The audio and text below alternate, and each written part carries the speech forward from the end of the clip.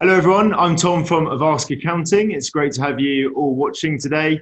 I'm joined here by our partner, Brandon, and we're going to be talking about his journey through Amazon. But first of all, just to introduce myself, so I'm Tom. I manage the business development team at AVASK. I've been helping sellers for a few years now expand into Europe and other marketplaces to ultimately achieve their expansion objectives. Now, Brandon is our special guest. Brandon, welcome. Hi, great to be here. Thank you for joining us today. It's really, really good to have you. So, Brandon, would you mind giving us a brief introduction? Sure. So I've been in e-commerce for about 13 years now, selling on Amazon for just over four. I'm a seven-figure Amazon seller, and I sell in Europe, United States, Canada, Mexico, so pretty much all over.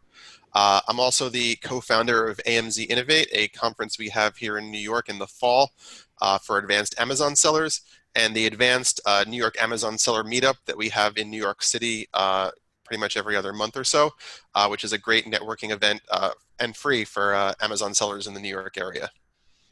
That's great. Well, as I said, thank you for joining us today. It's absolutely great to Yeah, have it's you. great to be here.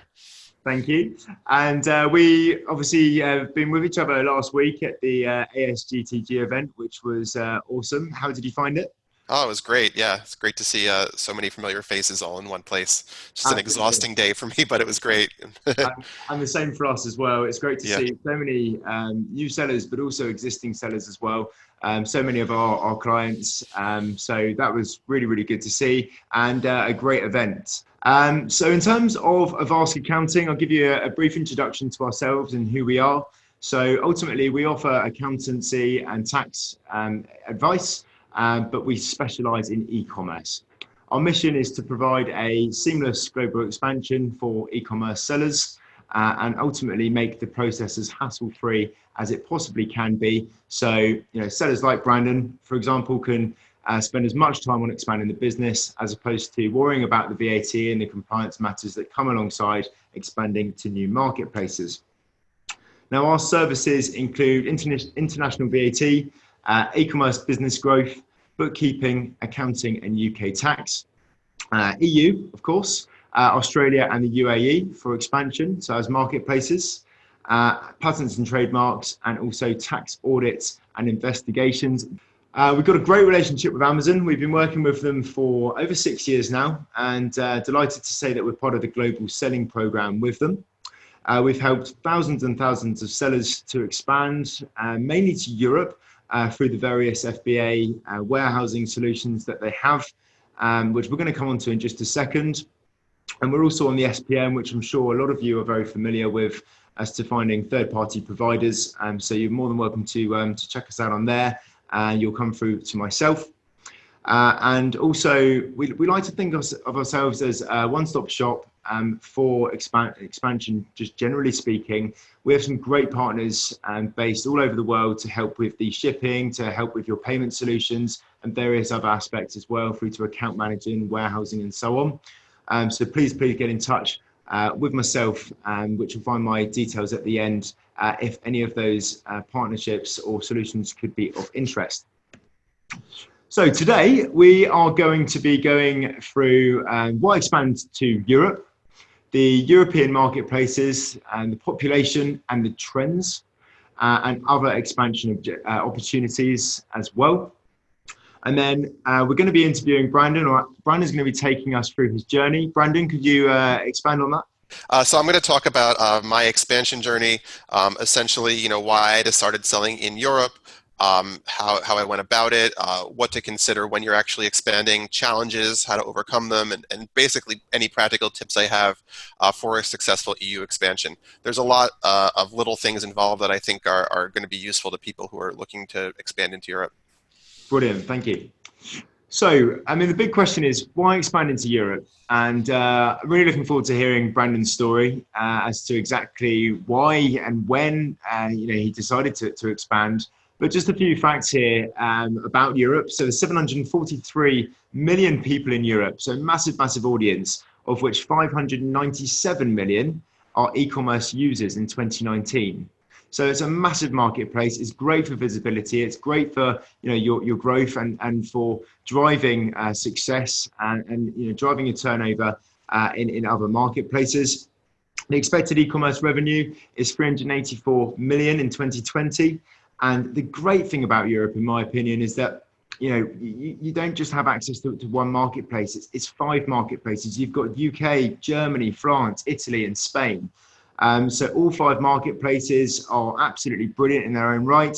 UK and Germany are the larger of the 5. But through those 5 marketplaces, you're going to be reaching 27 European countries. Okay, so massive, massive pool of potential buyers. Now, again, we're going to be coming on to this slightly later with Brandon as to how he went about this. But I'm sure a lot of you that are listening today are selling through Amazon and selling through FBA, which seems to be extremely, extremely common for all of the sellers that I talk to on a daily basis. Now, FBA is actually broken up even further into 3 main programs. So you've got EFN, which is called the European Fulfillment Network. And as you can see, that's just where you store in one country. Now, typically, sellers that are coming from the US like to start in the UK for various reasons. But what you're able to do on the EFN, the European Fulfillment Network program, is that you're able to just store your products in one country, so just ship to the UK. And from there, you're able to trade under the threshold to other countries within Europe, and which we can then help you monitor to make sure that you stay compliant. Now, the massive benefit of that is, of course, from a compliance point of view, you only need to register for VAT in just the one country. Now, Brandon's going to talk to you about why he did that and what the advantages of just the UK are. So I'll leave that to him for now. That moves me on to MCI. Now, MCI is when you store or fulfill your products in between 2 to 5 countries. Now, why would you go from EFN to MCI? Well, the main reason is because the idea of expanding in Europe or anywhere for that matter is that you want to bring your products closer to your buyers.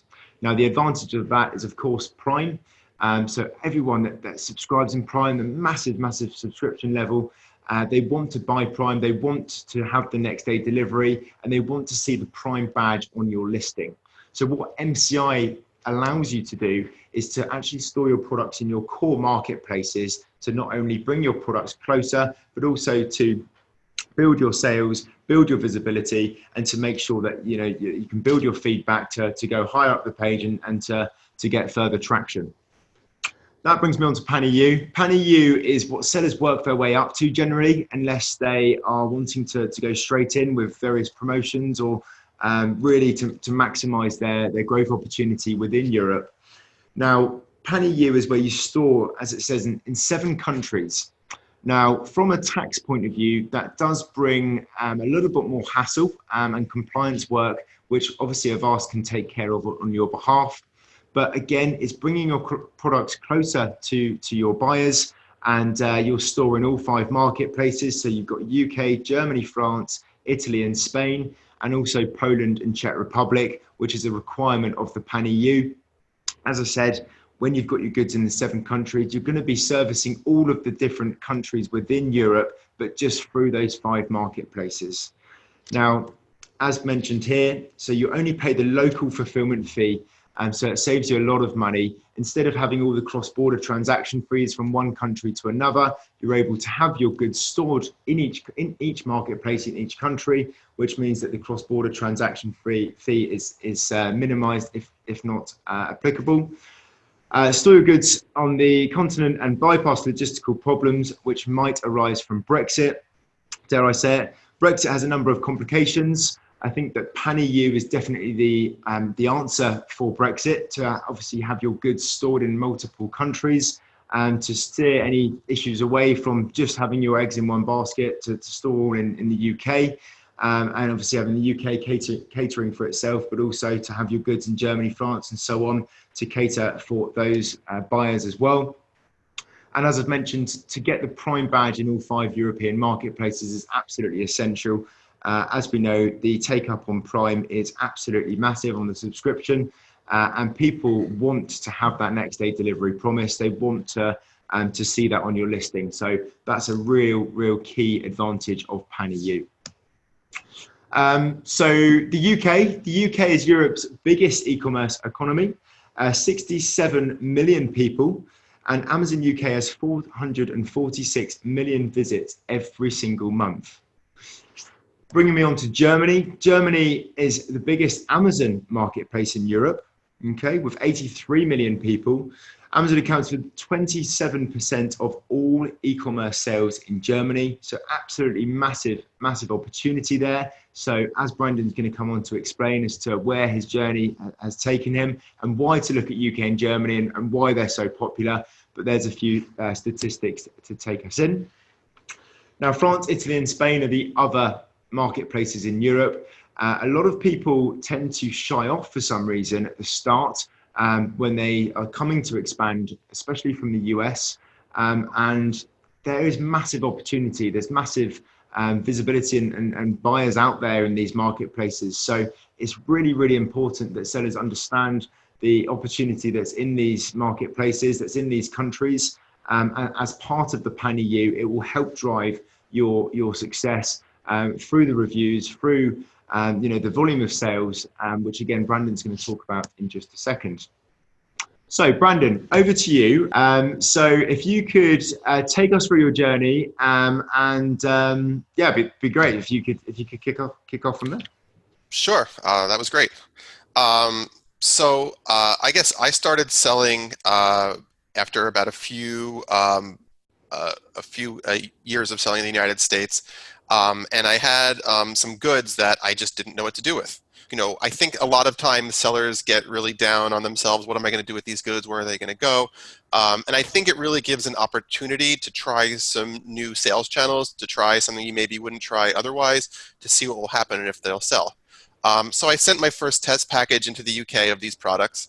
And I used the best shipping company I could find, which was First Choice Shipping, which did a really good job of the lowest price I could get from the US to UK. And they sold pretty well. And from there, I was kind of off to the races and selling in Europe, which is something that I wasn't necessarily expecting to do. So I'll first say that I am technically a lawyer. I'm licensed in New York and New Jersey. But this is not legal advice, which is probably the most lawyerly thing I could say. It's hard to talk about selling in Europe without talking about tax compliance, without talking about product like compliance and things like that. So I just want to state that up front. It's just even any part of my journey involves the tax aspect of it. Which is, of course, why I'm here, Brandon, to yeah, exactly. Complicated aspects so that we can find an easy solution to help sellers move forward. So, right. Right. So I'll explain the tax information then right now. You can correct me if I'm wrong. But basically, to sell in Europe, I thought it was easy to just start selling in the UK and only ship my goods there. This, at least initially, meant that I would have only quarterly tax filing. I would need a VAT and EORI number.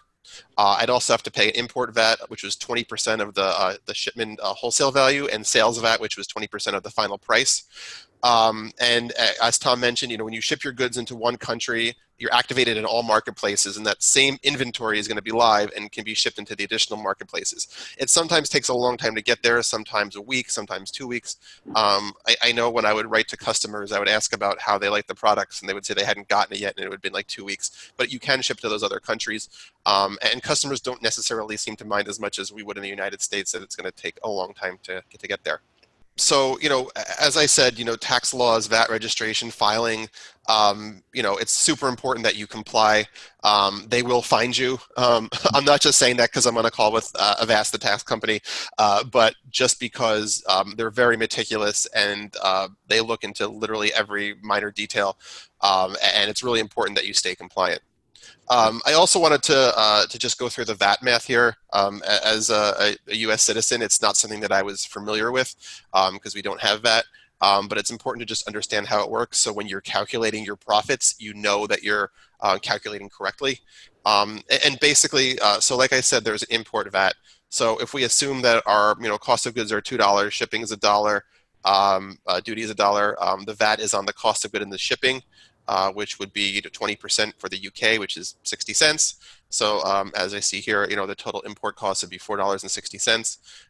If you're selling it for $20, the VAT on that would be the sales VAT, which would be 20%, meaning that your actual real price of the sale is $16. Amazon, unfortunately, will charge you the 15% commission rate that they charge in the United States on the sales price, not the real actual price after VAT, which which is going to end up costing a bit more, leaving you with a total at the end of $3.40. When you pay your VAT, you're going to get that import VAT of 60 cents back, making your total profit $4 there. So that's basically how that works. It's a little more complicated, and I suggest having a good spreadsheet, having good profit management software to make sure that you understand how that's going to work for you. It does seem like a lot to give them that 20% VAT, especially when I first started, when there weren't tariffs in the United States as there are now. So I kind of thought of it a little bit as an interest-free loan for a few weeks or months for the UK. And now at these Trump tariffs, it's basically like also paying them in the EU and getting them back. So it actually seems better now than it was when I first started. So like I said, fulfillment fees can be very different in each country, and not understanding what goes into them can easily lead to a loss without really thinking about it too carefully. Even if you're just pricing the same price across all markets, the fulfillment fees can be different. So really making sure your prices are individually calibrated for each market. Paying attention to currency conversions is important too. If you're taking your profits in dollars, making sure you understand that your margins are where you want them to be, and not just relying on equivocating it to a dollar is really important as well. So when you do convert your money from pounds or euros into dollars, Amazon will take a huge percentage of conversion if you're just having it sent to your bank account. But if you use a third party like Payoneer, which is who I use, it can be really great and save you those conversion rates. Amazon will take up to 4% of that conversion, where Payoneer will take far less, usually much less than what Amazon will take. Plus, when you use Payoneer, they make it super easy to pay your VAT, and also you can get free ACH transfers as bank wires, which helps me save a lot of money on those bank wires. So I try to use my Europe and UK funds to pay as many suppliers as I possibly can. So once I was set up there in the UK and I started selling, I eventually started to reach VAT thresholds. And each country essentially has these VAT thresholds, which you can see here. And essentially, what that means is you can trigger the ability, the requirement to pay VAT in any of these countries if you meet these this euro requirement, or if you store your goods there. Like Tom had said, I set my goods up in the UK initially only, and so I wouldn't have to pay VAT in these countries and then trigger this excess compliance. Once I met these thresholds, that's where I started to go looking at the Pan EU. I didn't really do any intermediaries. I went straight to Pan EU. Absolutely. And just to add to that, is a very important point. So back to the EFN, MCI, and PAN-EU, the different FBA solutions, I think, this is where the thresholds mainly come into play. When you expand to Europe, and let's say you go onto the EFN network, like a lot of sellers tend to do at the start. Let's say you just got your goods in the UK. Yes, you have these thresholds to trade in. What we'll be doing as a provider is we'll be managing the quarterly filings for the UK on your behalf as the seller. But we'll also be monitoring those thresholds for you to make sure that you do stay compliant and to make sure that they aren't crossed. Because as soon as you surpass the threshold, the VAT is actually chargeable to the country of arrival as opposed to the departure country, which means you then need to register for VAT.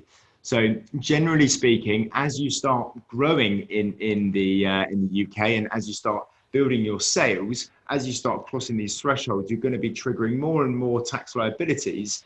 But that is what leads people to then go onto the MCI and mostly onto the Pan-EU, as you did, which is a really, really important point to make. And you can compare it in a way to sales tax and triggering a nexus. So obviously, as you grow as a .com seller in the US, you're going to be triggering a physical nexus. You're going to be triggering economic nexus, and that really depends on transaction levels, but also sales thresholds. Which is very, very important. And the sales threshold element is very similar to this VAT thresholds, the distance selling. It requires that you register. So hopefully that makes that slightly clearer. Yeah, and I'll say that even though Germany has the 100,000 threshold compared to some of the other countries that are smaller, because Germany is such a larger market, you're more likely to probably reach that first before you reach some of the other ones. So Pan-EU, the pros are, as Tom mentioned, Amazon's going to store the goods for you in each country, which means that they're going to get to customers far quicker. In experience and practice for me, it didn't really seem like Amazon did the best job of reallocating inventory, but I imagine if you have a lot of sales of those in some of those countries, they'll do a better job. And they do lead to some increased sales, not as much as Amazon may tout, but they do that. You do get lower fulfillment fees. So for me, I did a quick cost benefit analysis of, if I just registered for Germany, if I just stayed in UK versus enrolling out Pan-EU, and found out that I would essentially break even, which is why I decided to just go ahead and do it. Now at this point, I'm saving substantial amounts of money versus if had I just been staying, fulfilling through the UK if I could, which I can't because of compliance reasons. The reason why I love AVASK is that I was with some other providers first, who helped me with some of the registrations, and it was just like an absolute abject nightmare. AVASK has done a great job, of helping me, sort out some of those issues with my old providers. They literally told me when I saw them at the conference that they've never seen issues like the ones that I had. That's how bad it had gotten with some of those other providers. But it can get quite complex. Registering in 7 countries and submitting returns in those countries.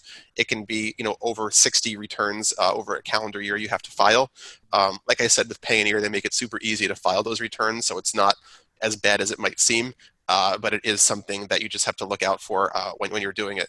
And, the VAT rates do change. Not everyone is 20%, but they all hover somewhere around 20%. Poland is the highest at 23. And in a lot of cases, Poland is used to fulfill a lot of orders in Germany. So you'll be paying that even though it's a smaller country, and Czech is used to fulfill for other countries as well.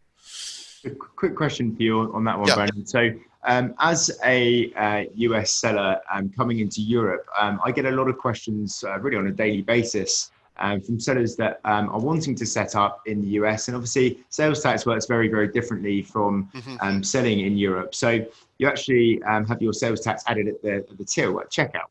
Yes. Whereas in Europe, obviously, it's incorporated within the price. So Right. can you just talk us through as to what you did about that, and did you mark up your products by the 20%, or what were your thoughts? Yeah, I mean, it comes back to the calculations that I showed earlier. Is just making sure that I had the margin built into that final price, and making sure that for each country, and making sure that I knew that I was getting back the money that I should. That's really the most important part. It wasn't really any really crazy calculation on my part. I just built it into the formula I used to figure out what my cost of goods should be, or if the products would even work. If I was selling them in the United States, I kind of knew, roughly what the market was and what people were selling them for, so I could see if I could be competitive with that built in. Yeah, awesome, thank you. So when doing those registrations, they require just a ton of different forms. You have to fill out a ton of different information. A lot of it can be, a lot of it is the same information, but it is burdensome to do that registration initially. But Spain was just the craziest. They wanted 2 different business documents. They wanted power of attorney. They wanted forms. They wanted every page of my passport notarized, which was 90 pages notarized overall. And they needed 6 different documents Hague apostilled. If you're not familiar with what Hague apostilled is, essentially everyone's familiar with getting something notarized, and then you get it authenticated, which is in a different office, and then Hague apostilled, which is in like a third office. Yeah, and for me, this is like a day of my life I'll never get back. And when I was with the other tax providers, I had to do I had the wrong documents, so I had to do it several times over. If you're not familiar with what Hague apostilled is, basically you get something notarized, and then the next level up from that is authenticated, basically saying that the notary is great and it's fine. And then Hague apostilled is like the Secretary of State of your state actually coming in and certifying finally that yes, that is fine. and it's a long process and arduous process.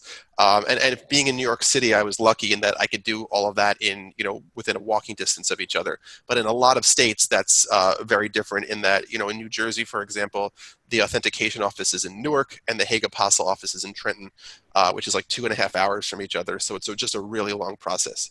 And as you can see here, this was the line when I got my Hague Apostle done for Spain. It was pretty long. Actually, this is more like it. It was just a long and crazy day. I can't even tell you what it was, but I'm glad that that's behind me now, and I never have to think about that again.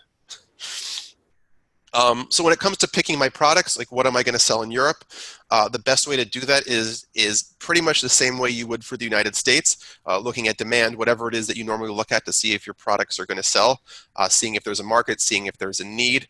What I would say is if you have products in the United States, for example, is just making sure that there's a market in Germany and in the UK, specifically because those are the two biggest markets. And in my opinion, you really need to be sure that you're going to be successful in one of those two countries to make it in Europe. If you don't have those, the Italy, Spain, and France, which I consider more of the long tail, is probably not going to make up for being not successful in one of those two countries. Something else I would look into is just the compliance for your products, and just making sure that they're going to be in compliance with EU standards even for each country, which I learned the hard way. I sell kitchenware, and basically what I try to sell knives into Europe, which are basically just plain kitchen knives, nothing too special, nothing too fancy, which I thought wouldn't be a problem. But I learned that there's a lot of talk in the news, and I don't want to get political. But just that people say like, oh, UK, they don't have any, they have all these tough gun laws, so there's no shootings anymore. But it turns out that people are stabbing each other apparently quite a bit. So they have all these crazy laws about importing knives and selling knives online, and I learned the hard way. And other countries in Europe had kind of similar laws. So I basically just lost everything that I was doing with that. And it was just a really hard lesson to learn about the compliance. I'm sure if you're selling, skincare or things like that, or supplements, that there's similar laws you probably have to follow. When it comes to inventory management, sea shipment is a bit longer than in the United States. It can take 45 days or longer, and it's better to plan accordingly for that. Even air shipment seems to take longer for some reason. Maybe it's just scheduling the delivery, but it does take longer, and because of that, it does cost more, and your cash is tied up a little bit longer than if you're sending stuff to the United States. You really need to assess the demand across all countries too. I know I said that you really need UK or Germany to sell in Europe. But when you're looking at what's selling, you obviously need to incorporate all those countries to make sure that they're going to sell. I wanted to talk about the flywheel a little bit too when I talk about inventory. This is basically from Amazon, and essentially what the flywheel is it says if you they're early stages of Amazon, this is what they're pretty much their core tenet is: if you feed any part of this flywheel, it's just going to go faster and faster and faster, and things are going to grow quicker and quicker. So essentially, if you have lower prices, it's going to lead to a better customer experience, which is going to yield more traffic, which is going to have more sellers coming on the platform, which is going to yield more selection, which is going to yield more customer experience and traffic and sellers, and it just goes on and on and on. And I feel like selling in Europe for me is a little bit of this, in that when I place orders, I have to place much larger orders now because I'm selling in both places. And because of this, I can get better pricing, which can yield, I can price my products better, or I can take more profits, which I can then take and put back into the business to try new products, and vice versa. So it does speed things up a little bit. And I did just experience this recently, where a few weeks ago I tried to order a product of mine, and I only needed it for the US because I actually do sell a lot more of it in Europe, but I kind of got backed up and over-ordered a bit for the holidays. And they told me they couldn't give me that pricing because the pricing was based pretty much on the quantity that I had, and they couldn't just use that for the United States. So I'd have to take the pricing for all of Europe as well to get that pricing. So it does help.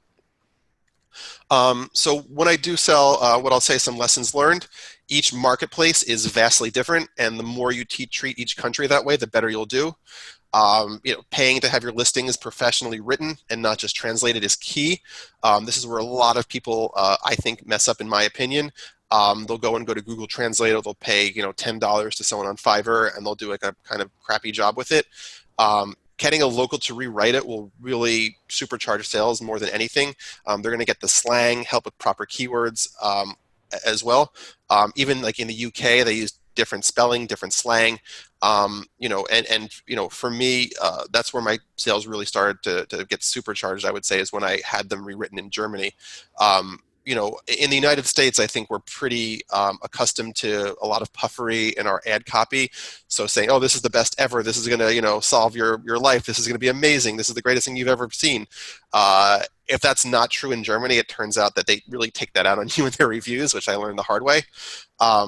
But being more matter of fact about it basically led to more reviews and increased sales almost immediately, which was incredible. And that's really where a lot of my growth came from, was figuring that out. Germany is a huge market. A lot of sellers get scared because they don't speak German, but that's really the best market for me. If you have bad products, they're probably not going to sell there. They can be pretty merciless with the reviews. They're really tough on them. But if you have premium products, you can sometimes charge a premium. And I actually charge more for some of my products in Germany than I do in the US. Yeah, I think that's very important. I mean, the German market is massive. The pool of potential buyers is something that everyone needs to be selling on and tapping into. I think there's some crazy statistics of actual buyers through the DE platform. I think it's around 60% of buyers will be ultimately make their buying decision on the reviews on the product. So it's really, really important that people have that loyalty and have the reviews there to be able to boost your sales. For people who do lightning deals, they're pretty cheap, but they don't really work all that well.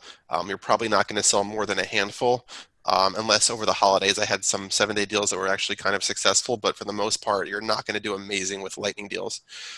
Due to EU law, you technically can't ask for reviews, but most people do anyway. Just know the risks and know that you can, have substantial fines for doing so. There's less competition, I would say, especially in the foreign language markets. You might see a lot of your competitors in the US just not making it to Europe, and that's really your opportunity. There's a lot less Chinese sellers and hijackers and weird catalog issues that kind of come with that for those of you who have intense competition from Chinese sellers, specifically in the not UK market. I think UK still has some issues with that. But Germany, for example, had Tom can probably tell you better than I can, but had a law basically saying that not only do I have to, submit my VAT number to Amazon, but I need to have like an authentic document basically from the German government saying that that number is correct. I'm okay to sell in Germany, and I can continue selling. And when that law went into effect last April or so, I noticed my sales went up about 25% because it kicked a lot of people off the platform that weren't necessarily complying. And I think France is doing something kind of similar soon. Right. Yeah, so as you said, for US sellers, it was the 31st of March 2019 that that legislation came into place, and all sellers have seen a massive increase, which is absolutely great because of as you've already mentioned, because there a lot of sellers have been taken out that have been trading on a non-compliant way, and exactly the same for France as well. So France, at the end of the month, is also got the French Anti-Fraud Act, which we also have a webinar on. So we can also share that with everyone. It'll be on our YouTube and on our Facebook. So you can check that out separately. But that again is going to have the same effect. So really, from a US point of view, from a US seller looking into the European market, to be compliant, it's going to be the best way for you to actually start selling, and to make sure that you're not shut down. And also just from a competition point of view, it's going to be much better, as there's going to be less buyers that are able to sell because they've been shut down for that reason. So a couple other things. When you do start selling, if you import your products using the same information as the US, at least initially, it'll match it to your US ASIN, and then your US reviews are going to show up. They've started doing this recently where they're combining reviews across all countries. So if you have a good amount of reviews in the United States, it'll be just so much easier to sell in Europe. Hopefully they'll keep this up. I'm not sure if they will. Sometimes they test things and don't. But if you're selling now and starting with a new product, having 500 reviews from the US come in immediately will make that just sell like instantaneously, pretty fast. I would also say, check your emails and see if Amazon's offered you a manager to contact to help you get set up in Europe, or some kind of VAT registration discount. They've been offering this to a lot of sellers, and you might have just missed the email, but check because it can be helpful. In some cases, I know they've been providing free VAT registration for the first year if you go pan-EU out of the gate. So like that's super. It's going to save a ton of money if that's the case. European countries also allow you to take disbursements whenever you want, and this is, I think, just incredible for me. If you have a U.S. account, you're usually restricted for most sellers for every 2 weeks, or for even newer sellers, every 2 weeks with a reserve. Some I guess get it at daily distributions, but most don't. But European countries allow you to take those disbursements whenever you want. It'll automatically disperse every 2 weeks, but if you want to, trigger that sooner, you can. And I think this is great for me with cash flow, especially leading into Q4 when I've got a ton of shipments. I can just keep hitting disperse across all countries like every day if I need to, just to get those, to get those come in, and it saved me a ton of money that I might have to put towards loans or things like that, just because I get that money just that much quicker. And again, that goes into my, paying all my my suppliers through Payoneer. It just kind of works right into each other. If you have an issue with returns, and returns are often a lot less than in the United States, it's just the culture in Europe is just not as much of a return culture as we are in the United States. Getting trademarks comes super, super fast. I know most people can get a UK trademark in about 3 months, and in Germany it's even like a month or so. In the United States, it can take a year or more. So this is amazing for getting brand registry, sponsored brands, things like that you might not have access to initially, which is really great. Definitely a downside is that users, for whatever reason on your account, are required to provide passport info.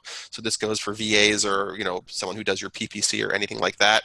I'm not sure why they ask for it, but they do, and but yeah, it can be a little bit of a hassle if that's the case. Great. And just on the trademarks on point 5, and that is a service that AVASK can offer as well. So if anyone does need any assistance or help with trademarks presence, then please let us know. People always ask when I tell them I sell in Europe, they go, what do you do for customer service? And we just use Google Translate. I wouldn't use this for a listing, but I would use it to communicate with customers. They seem to understand it well enough that it's not really a problem, and it helps us communicate back and forth. So it's with no issue. My VA does it all the time. Another thing that I often get asked is, how do you manage all these listings? If you have, let's say, I don't know, just like 10 products in the United States, once you start selling them in Europe, you'll have, with those 5 countries, 50 more listings. So it gets a lot more difficult to manage. But I would manage it like you probably do other parts of your business, just devoting towards, where most of your sales are coming from, or the bigger markets are, and spending less time with some of the smaller markets. I use a program like Sellerboard, which does a great job tracking individual country and overall Europe profitability, which I really like because I can actually not have to click through every day to see. I can just see overall European profitability and then dig deeper when I need to. And that really helps checking that. I also have, constant reminders from my VA who goes in and gets reports, every month from each of the countries, each of the products. So I can just see on an overall basis how things are doing and seeing what I need to tweak to kind of keep things going. That's absolutely great. Thank you for explaining that. It's really, really insightful to see from your side as well as to what the journey has been, what the pros and cons have been. But it sounds like it's all working very well for you, and I'm sure the listeners would have taken, especially the top tips and what to look out for as a massive bonus. So thank you for joining us. Yeah, always happy to help. Awesome. So and also just so that you know that we're obviously based in a number of different countries, or based worldwide. So with other countries that we deal with, it's not just Europe. We do also cover Australia, the UAE, Netherlands as a marketplace. Seems to have just opened through Amazon. So that's something that we also offer as a service. So please get in touch with us. Brandon, thank you so much for joining us. It's been really, really good talking to you. We are both going to be at a few events coming up, I believe. We've got Prosper Show, hopefully in Las Vegas.